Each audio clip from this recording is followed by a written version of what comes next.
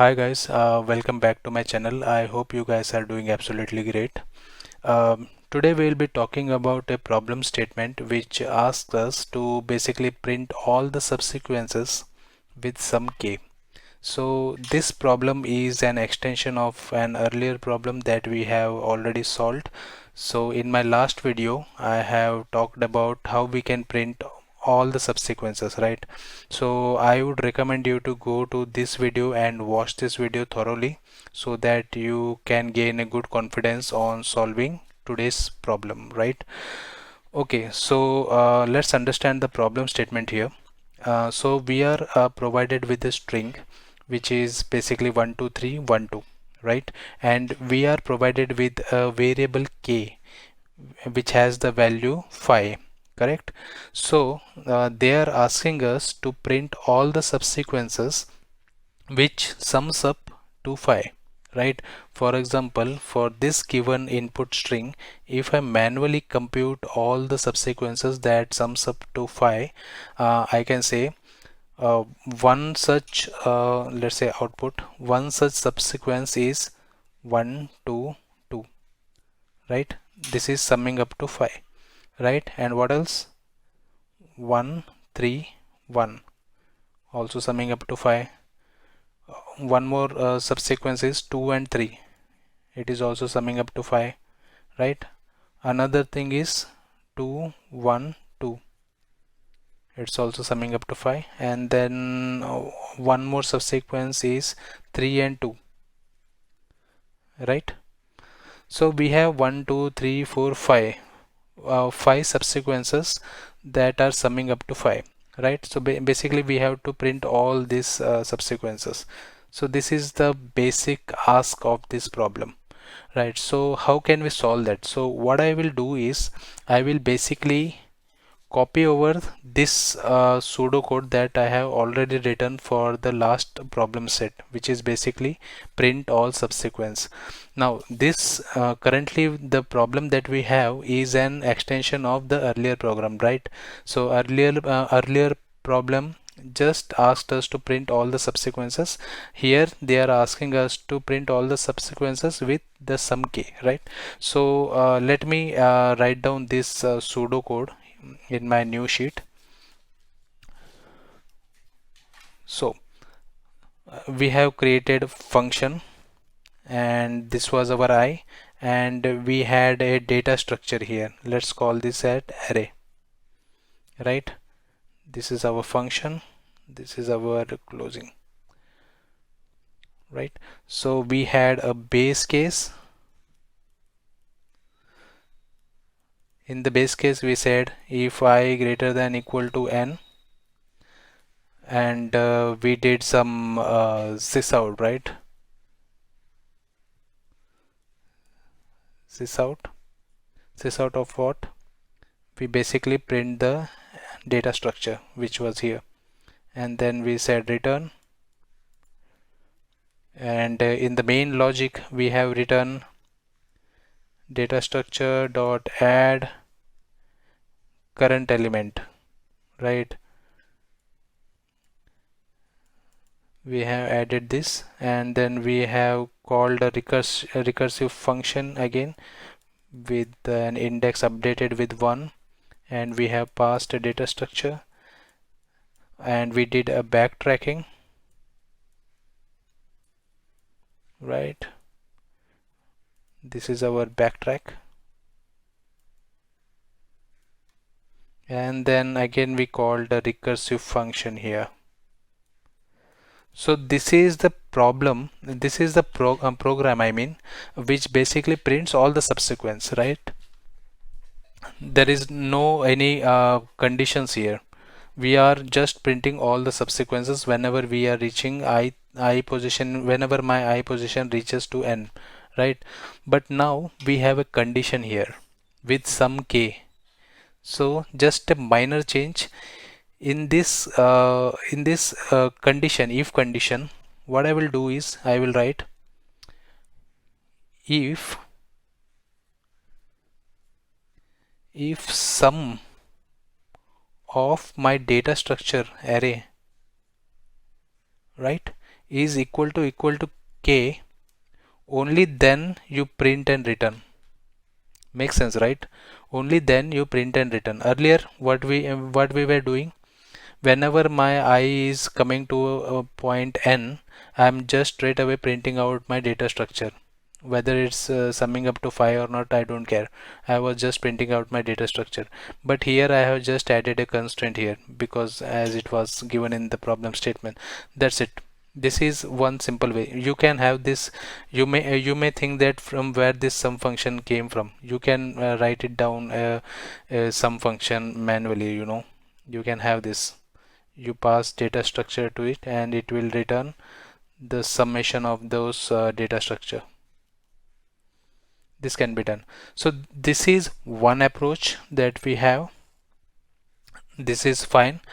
Another way is by using a third variable sum. Let me write down the pseudocode for it.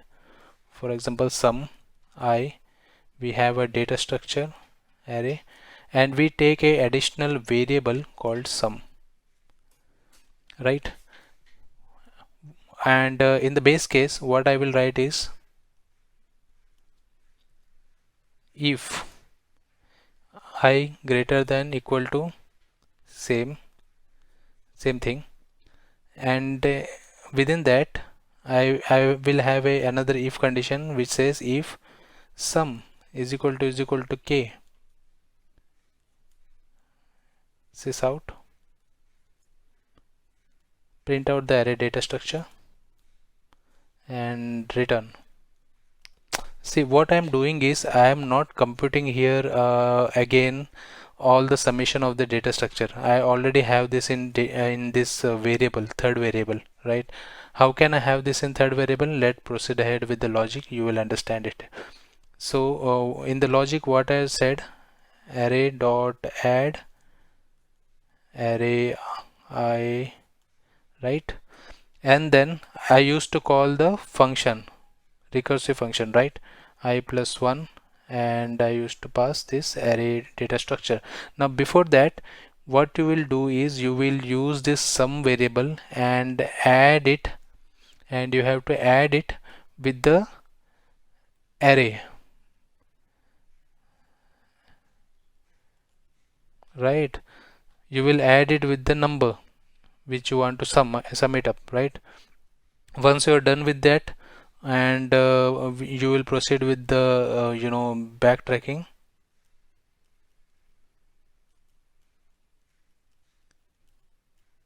right? This is the backtracking logic. Understood? And once you when you are removing the data from your array list, or I can say data structure, you have to remove that from the sum variable also, right? You have to undo this thing also. So how will you do that? Simple. You say sum minus equals to the value of the element. That's it. And then you will call a recursive function again, as you have already been doing. So the only advantage here is you are adding up the sum in this logic itself, right?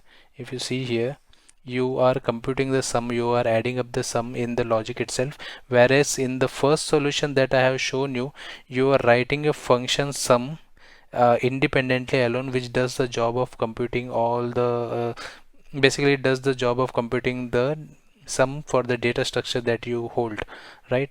So this is the only difference. Recommended way is, I think this would be the recommended way you should go for. And I think that's it. I will go through, I will show you the pseudocode for this using my Eclipse IDE. I think that, and there were only one minor change with regards to previous problem that we have solved. Otherwise this problem was quite easy, and it is, as I already told, it's just an extension of our previous problem that we have solved. So I will show you the demo code in Java just to make sure that you understand in better terms, right? Okay guys, so I have written a sample code for the problem statement that we have. So as discussed earlier, I have two solutions with me. One is without using an additional variable as a input, and second is with using an additional variable called sum, right? So let's see the first approach that we have, that is without using an additional variable. So basically I have created a function which takes two input parameters. First is the index, here I call it as I, and second attribute is the data structure that we hold the data in, right? And we have the as usual the base case.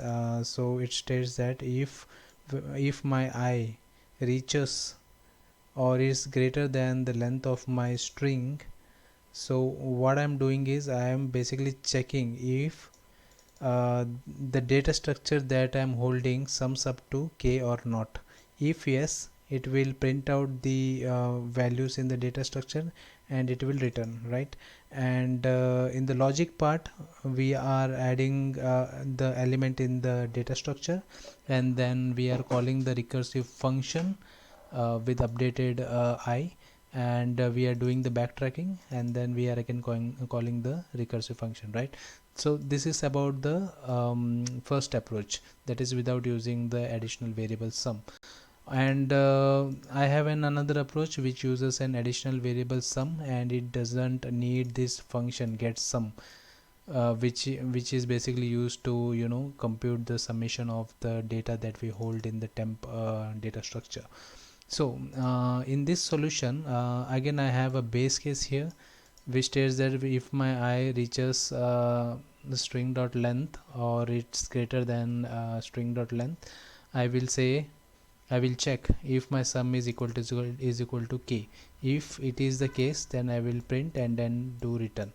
And in the logic part, after I have added the element in the data structure, I make sure that I update the sum with the element that I had already added in my data structure, right? Post that I do the recursive call, and whenever I am removing the element from my data structure, I am also making sure that I remove the same from the summation, right?